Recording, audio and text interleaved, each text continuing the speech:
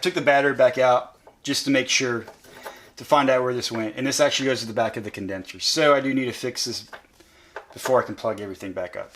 All right, new ring terminal on there. Let's throw the battery back in.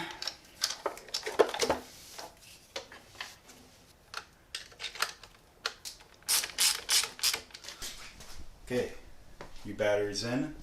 Let's turn this ignition switch to see if we even have power. Hearing some relays click. Oh, got a headlight. Very cool. On position. Let's see what works here. Turn signal. Turn signals do not work. Horn does not work. High beam works. Low beam works. Brake light or standby lights don't work. But we got something. If we got power here in the headlight, we can get, I'm sure we have power everywhere else. So let's disconnect the fuel line, pull the spark plugs, and check for spark. Okay, big moment. Hopefully this turns over. If this turns over, I'm pretty confident we can get this started today. If not, we're going to have another R90 situation where it might be seized. Let's give it a shot.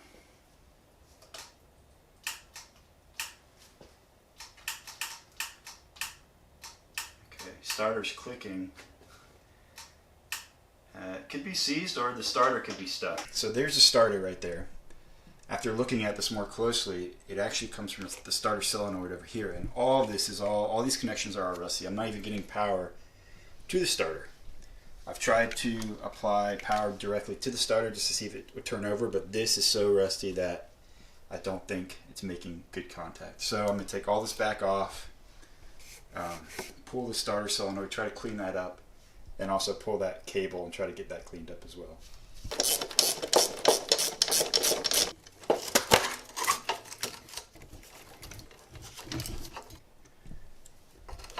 It's pretty bad. Okay, check it out. Bypassing everything, pulled the starter out a little bit, and giving it direct power. It does turn over now. I'm hoping it was just stuck a little bit and the engine's not completely seized, but we'll throw that back in there and see if we can get it turning over again with the starter engaged. Not looking good. It keeps blowing the breaker on the power probe. But now that I got it on the center stand, let's try to throw it in fifth and then just try to rotate the engine by hand by moving the back wheel. Well, it's not seized. That's good.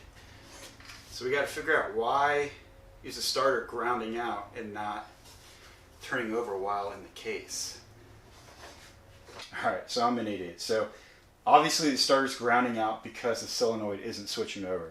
So in theory I should be able to jump this solenoid and it should turn over. Alright, not seized. We can get this started today. We will need a new solenoid, but we can bypass it for now. Let's pull the plugs and see if we have spark while it cranks. The engine's not seized, but those plugs definitely are. So I just sprayed some PB Blaster in both of them, or in all four of them, and gonna let that sit, and hopefully we can get those out without messing up the threads in the head. This one has me worried. You could obviously tell water was sitting in there at some point. The other three don't look as bad as this at all. So hopefully we can, the PB Blaster gets in there and frees up the threads, and maybe we can shock it loose a little bit.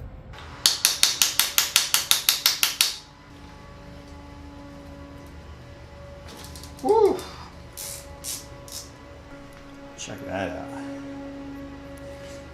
The tip doesn't look bad at all. It's just the rust and the water that was sitting in there.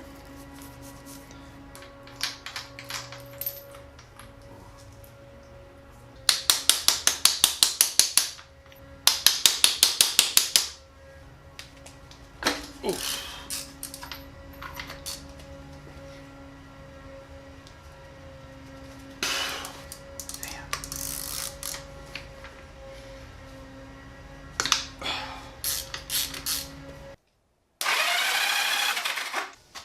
not getting spark.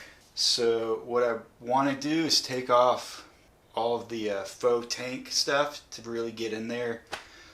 We'll test the coils, we'll trace some of these wires and see where the electricity stops. One of the coolest things about this bike, I think, is this faux gas tank. So the gas tank's actually back here, but this actually pops up. You have access to the carb down here, your gas filler here, and then these, both sides pop out. You have all your electrical right there. And on this side, you have the coolant overflow, the cooler filler neck, and where the removable Kickstarter would be. So looking through here, the ignition coils aren't bolted to the frame, and I'm not sure if they receive ground through the frame or not, so we'll connect those and double check. But also down there, there's a 5-pin connector unplugged, and I'm pretty sure it's all the lights for the dash, which makes sense because they weren't turning on earlier. So let's connect that. Oh, and this was unplugged, so I don't know where this goes, if this is the ground or what. So I'll start connecting all these and see what happens. And check it out. We got our lights on our dash back from connecting that 5-pin harness under there.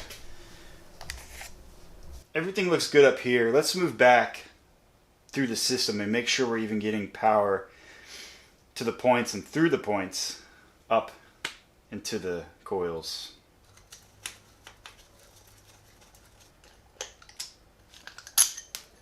Whoa, look at that. Check that out. Someone got rid of the points and upgraded the ignition. Someone put the Dyna electronic ignition in here. So then that led me on like a 30-minute chase to figure out why I wasn't getting spark. I took this off and put it back on, and it cleaned the contacts behind it, and I'm getting spark now. The condenser was still plugged in, and I'm wondering if that was grounding out something. I'm not really sure. I do know I'm getting spark though. Off camera, I put the ignition back in up here, and the guy that sent me the used ignition and key also sent me the right key for this. So now my lock works. And I've been jumping this the whole time, but now this works. So let's throw the spark plugs back in, throw some starting fluid down in the carb, and see if this will fire up.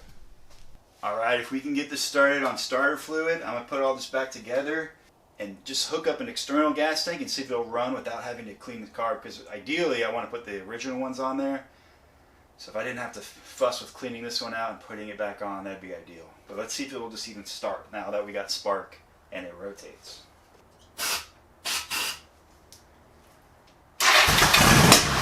Woo-hoo-hoo. Yeah, it does.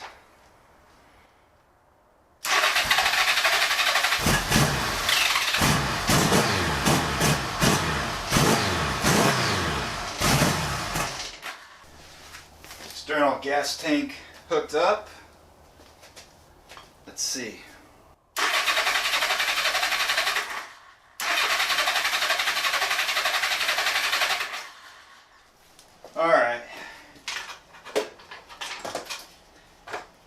Alright, well I took it apart.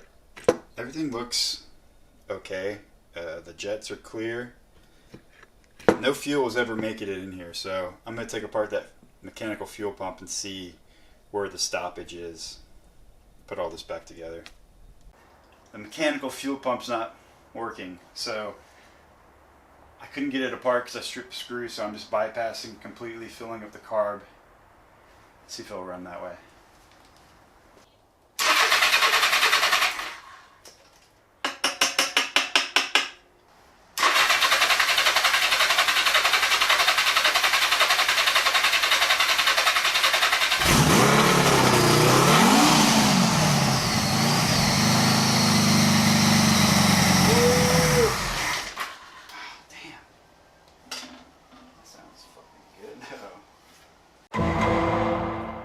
Last night, after not getting it running, I went home and researched more about this Volkswagen carb, and turns out I missed main jet down in the bottom here, accessed by taking off this nut.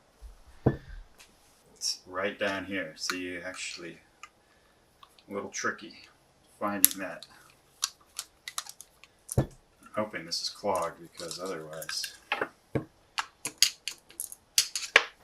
no, it's not. I just cleaned out all these passages again, pulled out some of these other jets, re-cleaned them. I'm going to slap it back together, see if that did the trick.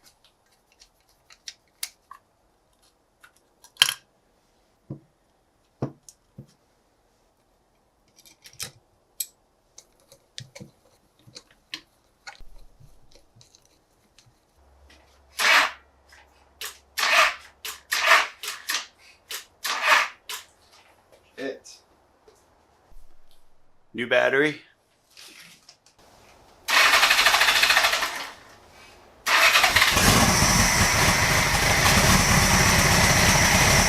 Woo!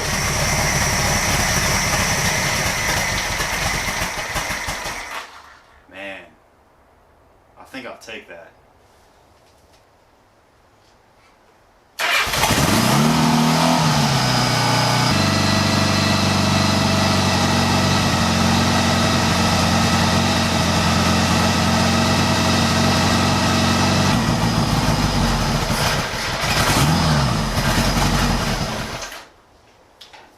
So there's a lot more to do on this bike. If you like this platform, please stick around. Thanks for watching.